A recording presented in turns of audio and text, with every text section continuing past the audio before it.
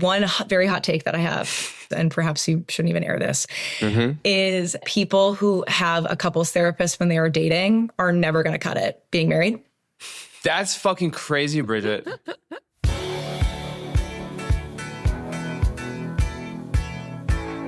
Welcome to Should We Get Married? My name's Emily Carter. My name is Maxson and Emily. And in this podcast, we're trying to figure out if we should get legally married to each other. Or stay dating forever. What's up with people playing it so cool these days? Today's guest is Bridget, my freshman year college roommate and a listener of the show who reached out to us with some opinions and reflections about us and marriage in general. Let's get into it. So this is the first time that we have a guest that is kind of just someone who is just a random listener of the show. Yeah, I love how this podcast is bringing some people back into our world through Instagram and all the various places we are promoting it. As you'll hear, Bridget has opinions, and it's like, that's just amazing. It's the best. She happens to be your freshman year college roommate, but it's not like you are super tight or talk every year or anything like that. Like, it's been a long time since you connected. I loved living with Bridget. Loved it. She was like an athlete and would wake up super early for volleyball practice. And I think she just introduced me to another side of our college that I might not have had access to otherwise. Mm-hmm. So what's the story of her getting onto this show? Like, how'd that happen? I posted on Instagram and she DM'd me saying she was listening and really loved it. And then after the couples therapy episode, she reached out with a voice note and we were going back and forth. And she mentioned that she had some reflections for me and our relationship and things she's heard on the podcast that she had some thoughts and feedback on. And I texted you about it and you were like, would she be down to share them live with us recorded versus just personally in a voice note? Yeah. If you feel like you might want to do the same thing and share with us your thoughts, feelings, and reflections, please reach out to us through Instagram or through our email address, swigumproject@gmail.com, swgmproject@gmail.com, and we can have a little chit chat and see what the deal is. We'd love to fight you. We'd love to agree with you and everything in between. Yeah. So come at us. It's Come at fun us. as hell.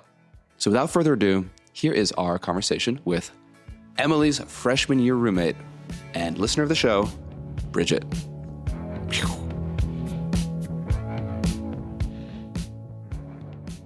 A couple things I remember are Bridget was the first person who ever did like a vibrating alarm so that it wouldn't wake me up because she would wake up for volleyball practice every morning really early. And I thought that was like the most considerate thing of all time. In my head, she like custom built it so that I could keep sleeping. I coded it. Yeah, She coded it. Wow. And I also remember her roasting me because I used to come home drunk and make like oatmeal. She was like, Yes. eat normal junk food. I forgot that because Emily's like, you know, she was not eating Doritos growing up, right? Like she didn't take Advil when she had a headache, so she was not going to be eating, you know, red dye number 40. Yeah. But so when she would come home and she would be drunk, she would make the craziest health food snacks, and I'd be like arm deep in like a giant carton of Flavor Blessed Goldfish. And Bridget, you and I have a lot in relate. common, it seems. I've noticed this about the pod already. Don't worry. Wow. I love that that's how you guys know each other. Bridget, you and I have not met yet, but we're meeting now. But I already feel such kinship with you because I'm often eating a lot of red dye number 4 right next to Emily while she's eating some sort of thing that's allegedly food. Yeah. And Mine's more food than your guys' food. Too much. Too much. This is just us talking about Emily. No, most of my college experience because, and this will be my I will say not my last joke, but whatever, is that, so I get paired up with Emily. mm-hmm. She eats oatmeal at 2 a.m. Bad luck. She has perfect habits. She like sleeps an amazing amount. She's also, because you as well grew up in New York City, she felt so much older than me. Like she had lived a lifetime. I had been going to IHOP with my high school boyfriend. Yeah. And I was like, this woman, No, she's an inspiration to us all, Bridget. she's an inspiration to us all. But we had such a good thing. We had a really good time. Oh yeah. Oh, it was the best. Let's talk about some of the more challenging things, or let's talk about some of the Emily, It's not all sure. rosy in Emily Land. One No. thing, she sweats No. through her sheets every night, right? Every single night, she sweats through the sheets, Yeah. drenches the sheets. Another thing is you look at her, you're like, oh, she's so beautiful. She's so clean. She's so sparkling. She smells like a decaying flower, one of those rare flowers in the Amazon that like has a sort of fecund death smell to it. She's a dirt girl. She's living her life. I have a face and a body for radio. That's just the thing. People should know. Bridget has been married for how long? I've been married for 2.5 years, but I've been with my husband since fall of my sophomore year at Kenyon. So Yep. 11 years, 12 years. Wow. Yeah. This is actually our first time doing like a piece with someone who's actually been listening to the show. One reflection that I had at the beginning of starting the pod, my impression was, okay, they very clearly are dedicated to like building a life together long term. Yeah. And then it was after you guys, I think very graciously, like invited your couples therapist onto the show. I wasn't actually sure if that was true or not. Like there were moments where I was like, oh, maybe they're actually not sure if they are well suited to this, regardless of like sort of the practical benefits or downsides of being legally married. I think it's a really interesting thing that you picked up on. Mm-hmm. I think when we first started talking about the project like more than a year ago, Emily and I were in a place in our relationship where everything was super, super easy. And then a few months ago, our relationship became more challenging and we're changing as people. I changed as a person. I became more insular. I became more insecure. Emily also changed. It used to be 100%. We're gung-ho on having a family together. And then Emily and I decided, or sort of came to the realization, like our relationship is going to take some work. Yeah, I would also say it's very perceptive. And I'd say like December of last year into like maybe a month ago felt like pretty intense. And we did a lot of like maturing. And I think for me, it was like a lot around wanting to be a mom soon and just being like, okay, love has gotten us this far. And now it's like, there's some structural things that I want to make sure we're like on the same page about how we run our life, how we share tasks, financial stuff, just like getting everything in order to like enter a new chapter together. Yeah. December, January, February, these were tougher months in our relationship and they coincided literally with us like making these episodes and putting the show out, and you can hear it. I think then the reflections I have about the pod, knowing this context, and I will say up front, don't shoot the messenger, okay? Just take the information Okay. for what you will, okay? So excited. I'm going to boot you out of the Zoom link here. Yeah. I'll speak from my own experience of being in a relationship for 12 years. Once we were like, we are in this forever, we want to be married, we never had like a maybe we won't make it is on the table. Like we kind of have a no plan B attitude about it. Maybe some people would think that's sort of not realistic, but we have a very short list of reasons that we would, let's say, get divorced. And they are primarily focused on like critical safety of one another, but we're not having a good time anymore. Not an acceptable reason for us. Like Okay, wait, what's critical safety though? like abuse, like reasons that I would say are like, yeah, you have to leave that person immediately. Mm-hmm. But we're not happy, we're not communicating well, whatever. Like those are things that we just need to find each other again. And maybe that's going to be a years long process. But like, I also know parents of my friends who have been open about the struggles in their marriage. And they're like, yeah, we've been together for 40 years and 5 of them were fucking awful. You know, and we have that attitude too, where we're like, we expect there to be very hard years or things that we have to solve. But the thing we are absolutely committed to is like getting to the other side of whatever that is. And that both of us will continually make the choice to be like, how do we find our way back to the path? Yeah. You know, Did you guys actually like sit down and say, hey, here are these 6 things that would be okay to get divorced over? One of them is if one of us starts abusing the other. Or are you just assuming that he's on the same page about that? no, we said it in so many words. I wouldn't say we made an actual practical list. Anytime I try to like over-engineer something, my husband's like, it's not that hard, you know, which is maybe the tagline I might have for this podcast as well. Not that hard, guys. Mm-hmm. No, the reasons like to get divorced, I think we very clearly defined like things that are workable problems meaning again, sort of like, how do we find our way back to each other if we find ourselves out of love? That's going to be a really hard place to find yourself as a couple. But if that happens to us, like we've already committed to being like, how do we get back to the path? Have you guys had that where you had something happen in your relationship that caused a rift, but it's not so bad that it's part of the safety bucket, but it's like really, really hard? Definitely. We've had a hard period. We were long distance for a long time.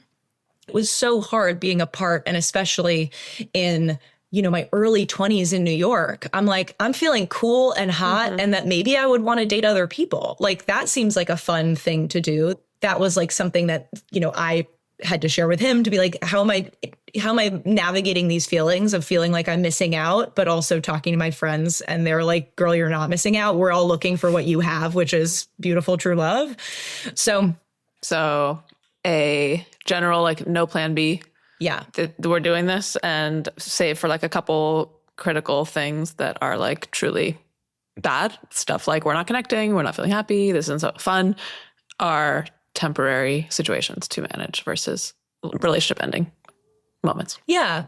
Not everyone is going to agree with that take. Like being like, if something's not bringing you joy, or you're not compatible, like that of course can still be a reason. I think like, maybe we're just sort of competitive people where we're like, no, people that fall out of love and then just choose not to find each other again. Like there was an effort component to that if you really give it a college try.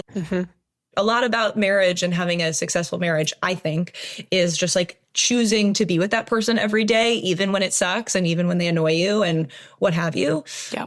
Are you saying this because you are hearing a different style of conversation in our episodes? A couple of things that usually I think are strong indicators of whether couples are like well suited to each other long term in my personal experience and observations. You guys have like don't tick those boxes, which is one very hot take that I have. Maybe not all listeners, and perhaps you shouldn't even air this. One very hot take that I have is that people who have a couples therapist when they are dating are never going to cut it being married. That's fucking crazy, Bridget. I know. Okay. Again, going back to my tagline, it's just not that hard. I'm completely blown away by this take. This is one of the worst takes I've heard. I'm so sorry. I'm so sorry. I could be wrong. I could be extremely wrong. Again, I just know several people, and maybe it's because all the people that I know who have done this, like they're doing it as a Hail Mary. They're like adding a couples therapist to a bad relationship because they're too scared to break up. Just to understand how it relates to us, you say, hey, I just listened to the couples therapy episode. Yeah. You guys are cooked. Like, you're barking up the wrong tree here. You should not get married to each other. It's either a hell yes or it's a hell no. And so people that I have found who are middling in the like, should we do it? And what's the benefit? And like, how do we figure it out? I'm like, guys, lost the plot. I can already tell you how this ends.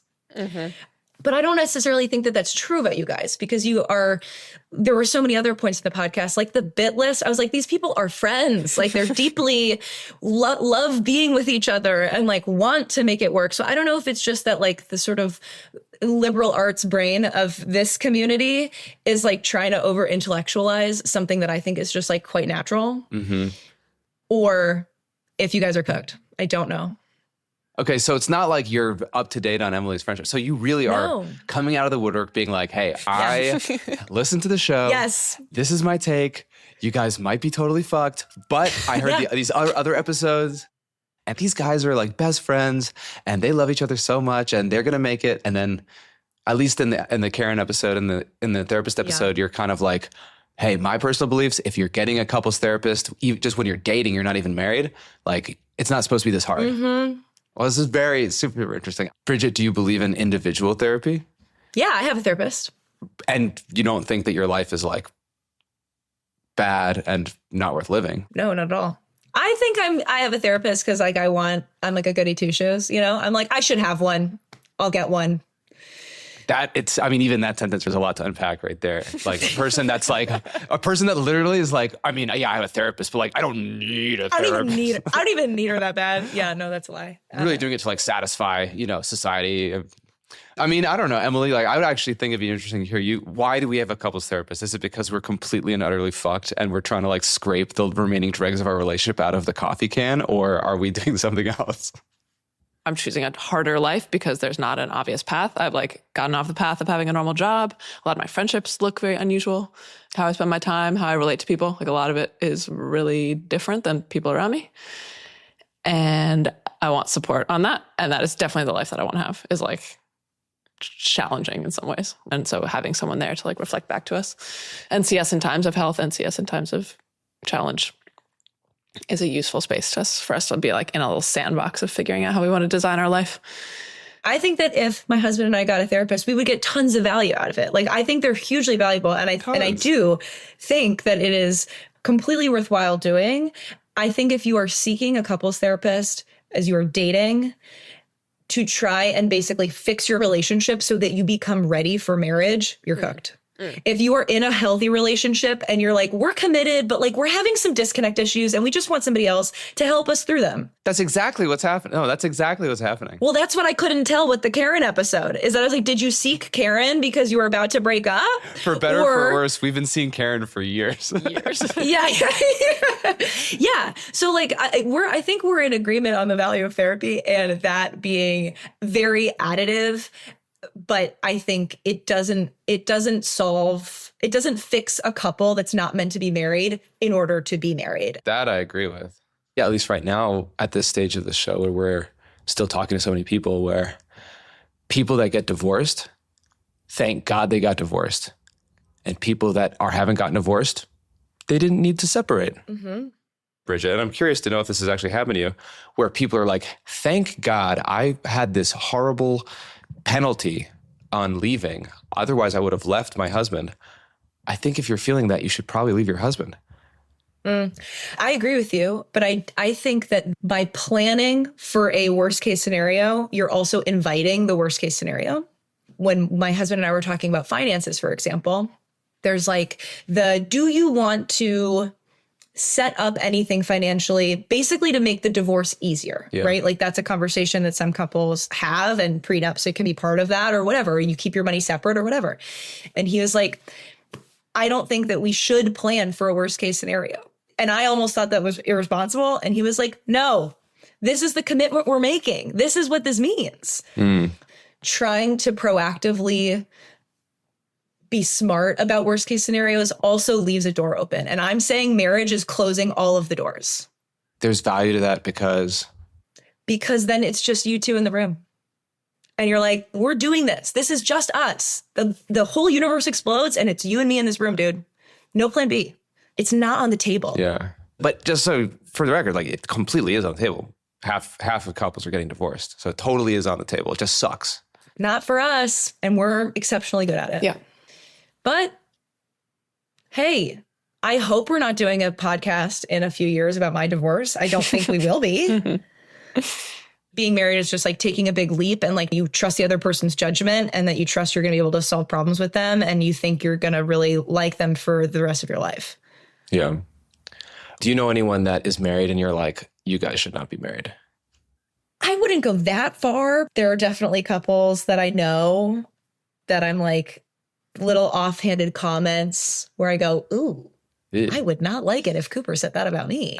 You know, things like that. Or where they're just not really friends, you know, like like where I'm like, oh, you guys don't really spend a lot of time together in activities that you do, or like things like that, where I'm like, oh, I just have questions about how this works. And I can't imagine that it's like what my marriage feels like and looks like, but that's not for me to judge.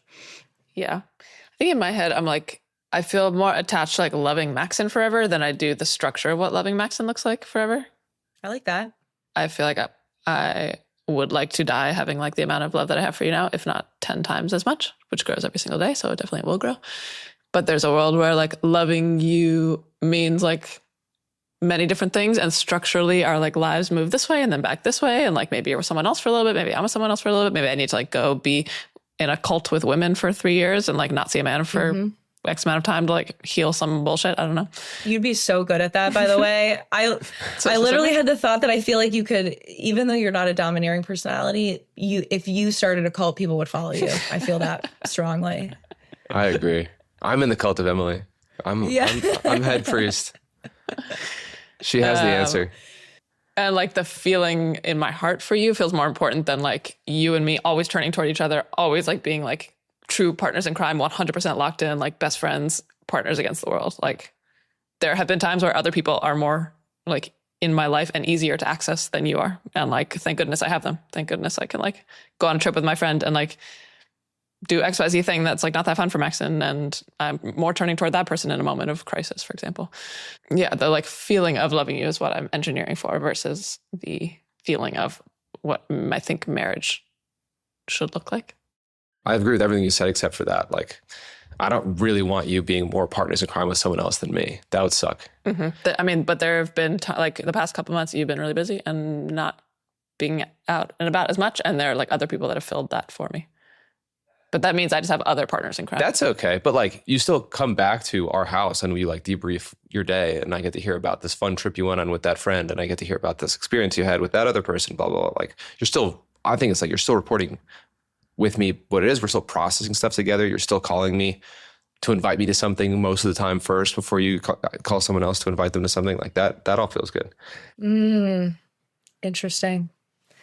I think the main thing that feels very true to me that I believe strongly is sort of the necessary ingredient in successful lifelong partnership is there is a hierarchy, and he's number one for me.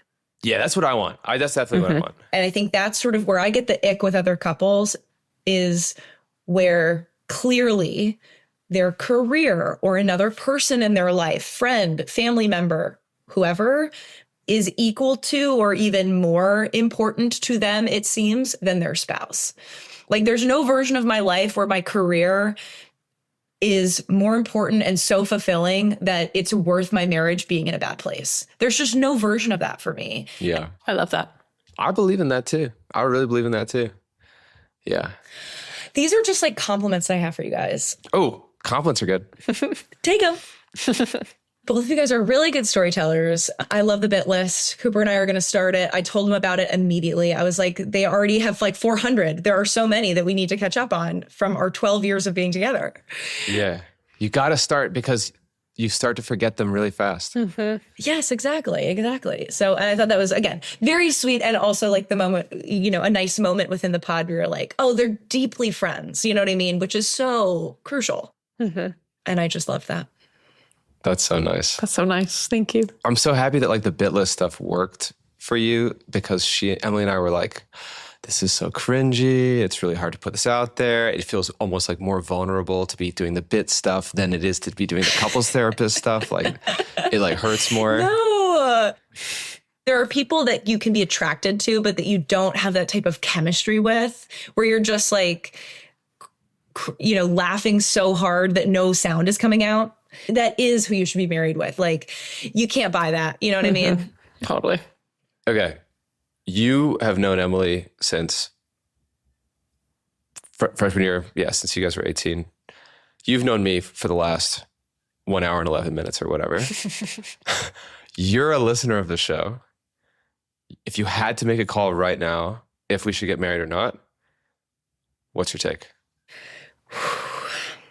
I think if you guys are not sure if you want to be together forever and ever and ever and ever, don't get married. It just often comes back to like the conversations I have in, again, my life where people are trying to figure out if this person is their spouse. And I'm like, it's not a decision. It's something that happens to you where you go, oh, this is my future now. I didn't decide it.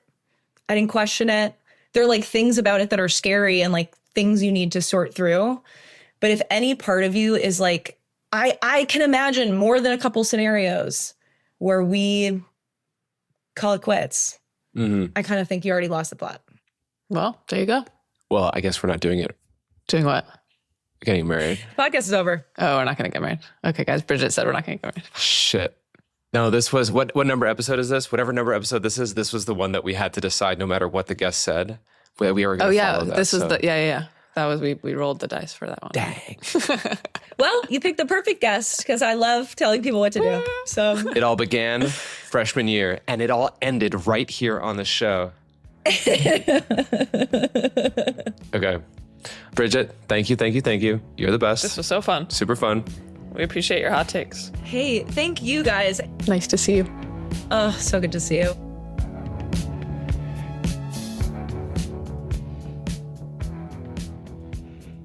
Maxson, what was that like for you? First of all, thank you, Bridget. That was sick. I thought that what she had to say was super interesting. Like, are we making this too complicated? She has this reaction to us just doing the show in a way that's like, guys, if it's not a hell yes, it's a hell no. To which I say, no, that's so totally not what I believe. I think that she is wrong, but she's not wrong about herself, maybe. She's wrong about us, but she's not wrong about herself. And we've gotten this pushback from other people too, where it's like, guys, if it's like, you don't have to have a whole podcast to figure out if you want to get married. Like, you either want to or you don't. And it sounds like you don't want to, so just don't do it. And I feel very misunderstood when people say stuff like that. What would make you feel more understood? I mean, there's just the truth of it is we're both really curious. We love each other a lot. We don't just have to paint by the numbers on everything we do in our life. I would love for people to really understand that asking these questions and spending hours and hours a week talking about this and figuring this out is an expression of love for each other and a commitment to our relationship. Well, it kind of lines up with the couples therapy take, which is that if you have to be working through this and thinking through this, then something's amiss. So I guess I understand they're kind of two sides of the same coin for someone who might have that perspective. I feel like more questions equals more interesting conversations equals you get closer to each other. And some people, I think they think more questions equals you're showing your hand that you have doubts. And that's just not at all how I feel. I don't know. Well, I mean, what do you think about it? I was impressed with her perception of maybe how the question changed slightly in the last couple of months. We've definitely been having deeper, more fundamental conversations recently. And I'm sure that was coming through. Yeah. It used to be 100%, 120%. We're for sure supposed to be together for our whole lives and it's going to be amazing. And and then we've had some challenges the last couple of months. So it's been a little bit more like, are we suited to be long-term? But that's like a really small piece of the conversation. I agree with you. Are people seeing something that I can't see or that you can't see or we can't see together? I think that's why vulnerability is scary to me. It's like you're opening yourself up to be seen in a way that's like maybe partial or inaccurate or deeply accurate, and you don't have the balls to like say it to yourself, kind of thing. Yeah. I think I'm like feeling a bit of a pang of that in this moment. Yeah. Right after the interview, Emily, you were like, wait, are we like doing something bad with the show? Yeah. Because of the conversation. This show is interesting. I feel the show's made us closer. Yeah, I agree. Do you actually, are we just saying, yeah, I agree, or do you actually believe that? No, I agree. I definitely agree. I feel like I understand you a lot better. And there are topics that are like not the normal grooves of conversation for us. And we've been able to move toward those things and have conversations that are different and unique and not fun and bantery, which is most of the mode that we're in. So, Emily, did this conversation with Bridget make you want to put a pebble into the bucket of get married or a pebble into the bucket of don't get married?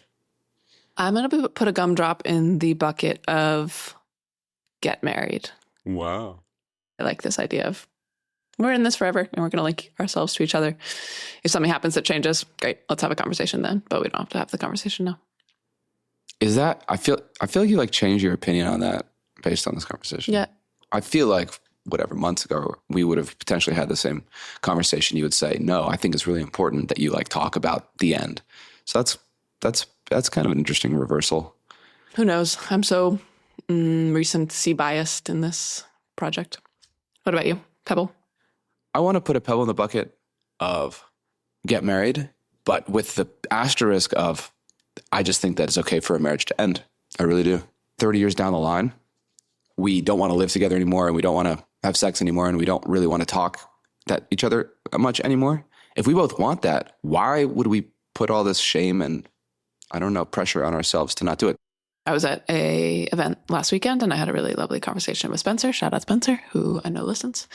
And he was talking about how everything in our life has a beginning and an end. The house that you own will begin and it will end. The job you have, the friendships you have, the relationship you have, everything. Like, it is just a fact of life that things start and things end. And also like a fact of being alive is like not knowing when things will end and being able to like dive into something fully knowing that there will be a conclusion at some point. And we're like kind of obsessed with this romantic idea of the love lasts longer than my life does. And that's just not always the case. It doesn't have to be. Yeah. And we don't know. We can't grip too hard to that one timeline. Yeah. Thank you, Bridget. Thank you, Bridget. Thanks for spicing things up with us. And in our next episode, you're going to hear a little bit of this. There was a point where I had a first hangout with a friend and I was describing this friendship with M, and he had asked me, what's the difference between your friendship with M and your relationship with your to-be husband? And I was like, I guess the distinction is like I have sex with one and not with the other. Should We Get Married is an original series by Easily Wowed and Bad Cooley Productions. This episode was created by me, Maxson and And me, Emily Carter. and our producer, Ramoy Phillip. Theme music is the song Fake Romantic by the band Melt. Logo and brand design by Madeline Vogue. Sound design and mixing by Ramoy Phillip. There are so many of you out there who are asking these exact same questions, and we don't all have to investigate marriage on our own. Subscribe to Should We Get Married and learn with us as we make our decision. Fake romantic. You told me